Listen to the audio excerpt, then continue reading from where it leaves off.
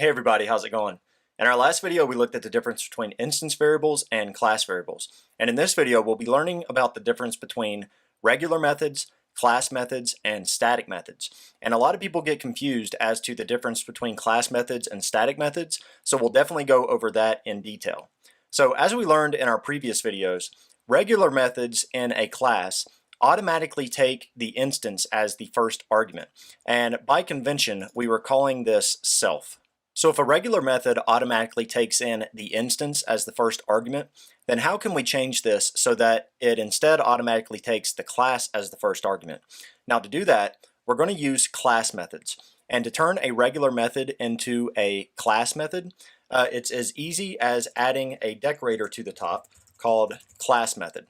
So let's go ahead and create one of these. So I'm going to create a new method here with that class method decorator, and I'm just going to call this set raise amount. Now for this set raise amount method, I'm going to take in the class and I'm going to take in an amount. And for now, we'll just put in a pass statement there. Now, if you'd like to learn more about how decorators work, then you can watch my video that goes into that in depth. But basically, this is altering the functionality of our method to where now we receive the class as our first argument instead of the instance. Now, by convention, with a regular method, we called this instance variable self. And there's a common convention for class variables too, and that is CLS. Now, we can't use the word class as the variable name here because the word has a different meaning within the language. You can see here up at the top that we use the word class to create a new class. So that is a keyword in Python. So instead, we're going to use CLS as our class variable name. So now within this set raise amount method, we are working with the class instead of the instance. And to show you what I mean by this, let's go ahead and set our class variable raise amount. So we'll say class dot raise amount, and we'll just set this equal to the amount argument that we are accepting from this method. So now down here at the bottom, I still have these two employee instances that I created in our previous tutorials, and here I am printing out the classes raise amount as well as both instances raise amounts. So if I go ahead and run this, then you can see that all of those are equal to 4%. Now the reason all those are equal to 4% again is because we have this class variable here, raise amount, that is set to 4%. So now let's say that we wanted to change this to 5%. So before I print these out, then I could just use that set raise amount method that we just created, and I could do employee dot set raise amount, and it automatically accepts the class, so we don't have to pass that in. So now we can just pass in an amount. So I'm going to go ahead and do 5%, and if I save that and run it, then you can see that now all of these are equal to 5%. Now the reason all those are equal to 5% is because we ran this set raise amount method, which is a class method, which means that now we are working with the class instead of the instance, and we're setting that class variable raise amount equal to the amount that we passed in here, which is 5%. So really, us running this set raise amount method here and setting this CLS variable raise amount to the amount is the same thing as us saying employee dot raise amount equals 5%. But now we are using this class method to do that instead. Now you can run class methods from instances as well, but that doesn't really make a lot of sense, and I don't ever see people doing it. But to show you what that would look like, I can also grab this instance here and I can run that class method from the instance. And if I run that, you can see that running that class method from the instance still changes that class variable and sets all of the class variable and both instance amounts to that 5% that we passed in. Now you may also hear people say that they use class methods as alternative constructors. Now what do they mean by this? So what they mean is that you can use these class methods in order to provide multiple ways of creating our objects. So let's say that, for example, we had someone who was using our employee class and they said, hey, I have these specific use cases where I'm getting employee information in the form of a string that is separated by hyphens, and I'm constantly needing to parse the string before I create new employees. So is there a way to just pass in a string and create an employee from that? So let's go ahead. I have an example down here to where we can see exactly what this problem would look like. So let's say that this is a common use case for how someone is using our class. We have 3 strings here that are employees separated by hyphens. So we have the first name, the last name, and the salary, and they're all in a string and they're separated by hyphens. Now, if I wanted to create a new employee from this string, then what I would have to first do is I would have to split this string on the hyphen, and then we would have our first name, last name, and our pay. And then based on those values, we would be able to create a new employee by passing in those values, and that would run our init method. So now let me go ahead and save this and run it. And you can see that this works. We're splitting this string up into a first name, last name, and pay. And then we are creating a new employee, just like we did up here, out of those values that we parsed from the string. And you can see that it works because we're printing out that new employee's email and pay, and everything is as it should be. But if this is a common use case for how someone is using our class, then we don't want them to have to parse these strings every time that they want to create a new employee. So let's just create an alternative constructor that allows them to pass in the string, and we can create the employee for them. So I'm going to go ahead and come up here and create a new class method. And we're going to use this new method as an alternative constructor. And usually these start with the from, but that's just a convention also. But I'm going to call this from string. And remember that we automatically accept the class as the first argument there. And I'm just going to call this second argument employee string. And now we're just going to go ahead and parse this string for them. So exactly what we did down here. I'm just going to grab this line, first name, last name, and pay. And I'm going to go ahead and put this in our class method. But now, instead of working with this specific string, I'm going to split the string that they pass to this method. So instead of employee string 1, I'm going to use this employee string argument from this method here. And down here at the bottom, we created our new employee by saying employee and then passing in those variables that we got when we split. But now that we're inside of our class method, we can do the exact same thing, but now we're going to use our class variable instead of employee because those are the same thing.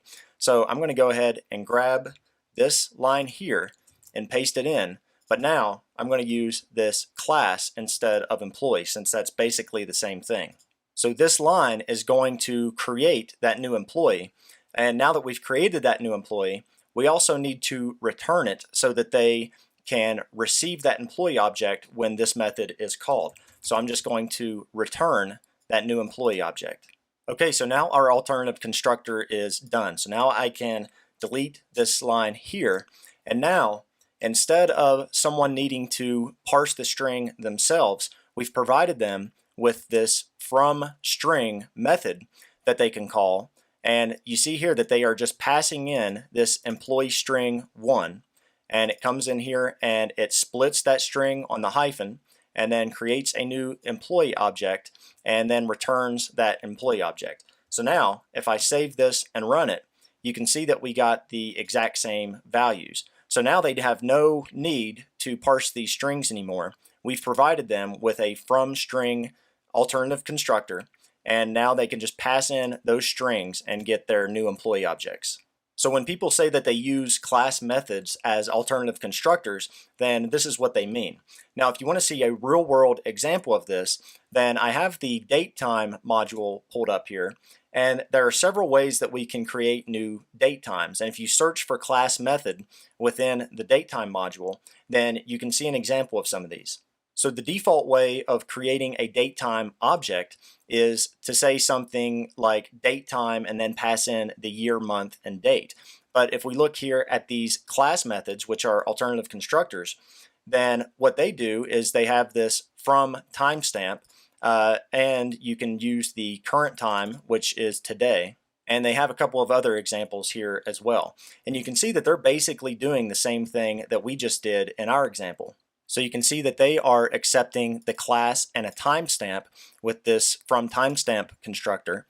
And then they are parsing out some dates, and then they're creating that new datetime object and returning that. So it's a new way of creating datetime objects. So that is very similar to the example that we just wrote on our own. So now if you ever see something like this in code, then you'll know what's going on. Okay, so now that we've looked at class methods, now let's talk about static methods. Now a lot of people get class methods and static methods confused. Now when working with classes, regular methods automatically pass the instance as the first argument, and we called that self. And class methods automatically pass the class as the first argument, and we called that CLS. And static methods don't pass anything automatically.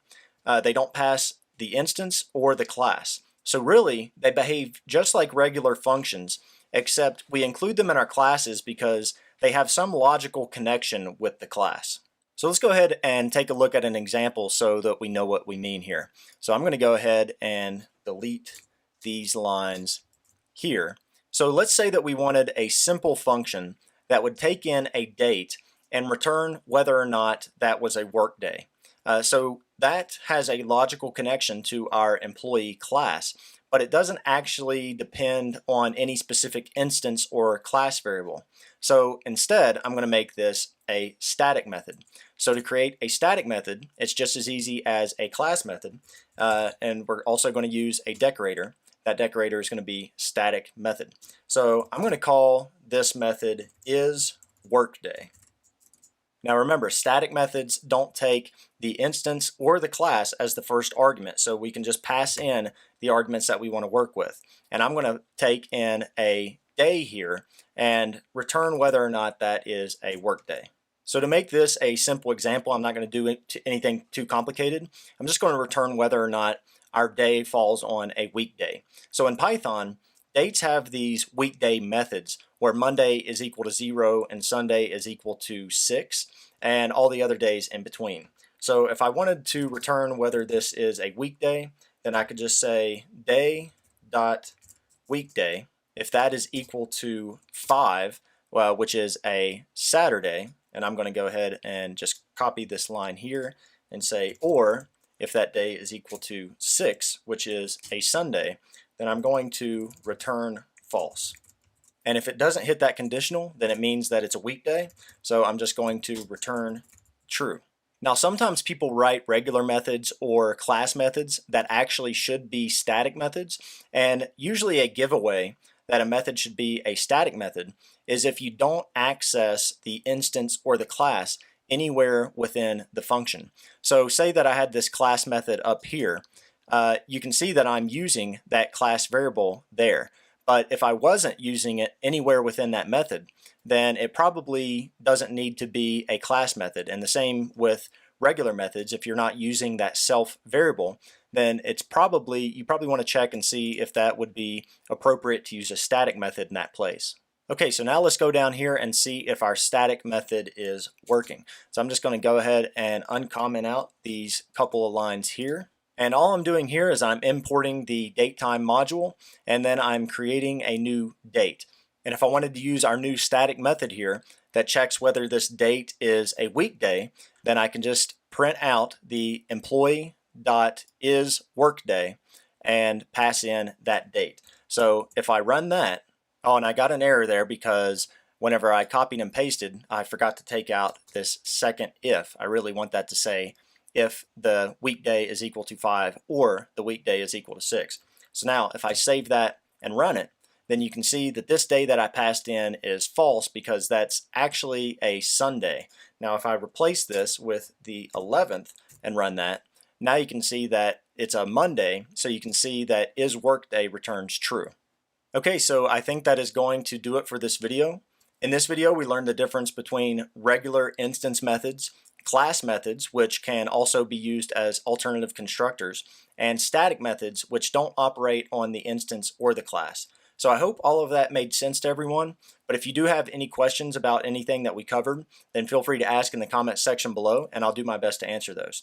In the next tutorial, we'll start looking at inheritance and how we can make subclasses.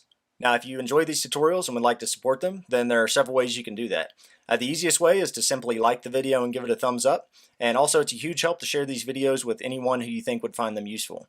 And if you have the means, then you can contribute through Patreon, and there's a link to that page in the description section below. Be sure to subscribe for future videos, and thank you all for watching.